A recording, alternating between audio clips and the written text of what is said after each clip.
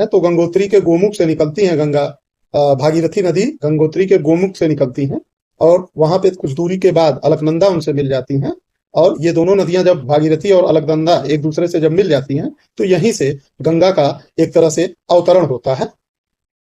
इसके बाद गंगा नदी ऋषिकेश पहुंचती हैं। ऋषिकेश से हरिद्वार, हरिद्वार से फिर बिजनौर जाती हैं और बिजनौर से नरौरा, नरौरा पहुंचती हैं तो फिर वहां से कन्नौज चली जाती हैं और कन्नौज में दो नदियां इनसे मिल जाती हैं, एक काली नदी है और एक रामगंगा नदी है।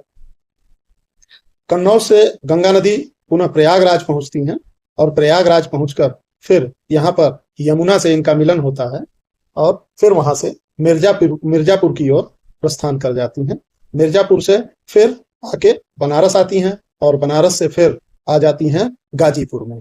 गाजीपुर में पुनः गंगा नदी में दो नदियों का और मिलन हो जाता है।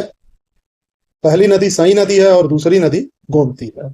इसके बाद गाजीपुर से गंगा नदी बिहार के कुछ क्षेत्रों से गुजर के आगे बढ़ती हैं।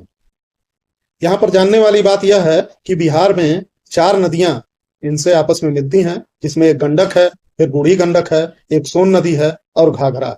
ये चारों नदियां गंगा जी में विलीन हो जाती हैं और गंगा जी पुनः आगे चली जाती हैं बिहार से झारखंड होते हुए फिर पश्चिम बंगाल के फरक्का में पहुंच जाती हैं।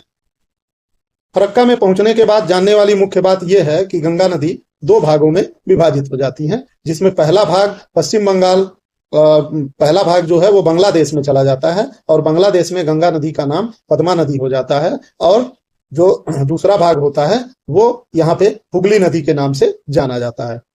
हुगली नदी आगे चल के कोलकाता में पुनः भागीरथी के नाम से ही जानी जाती है और भागीरथी नदी पश्चिम बंगाल में बंगाल की खाड़ी में जाकर गंगा सागर में विलीन हो जाती है।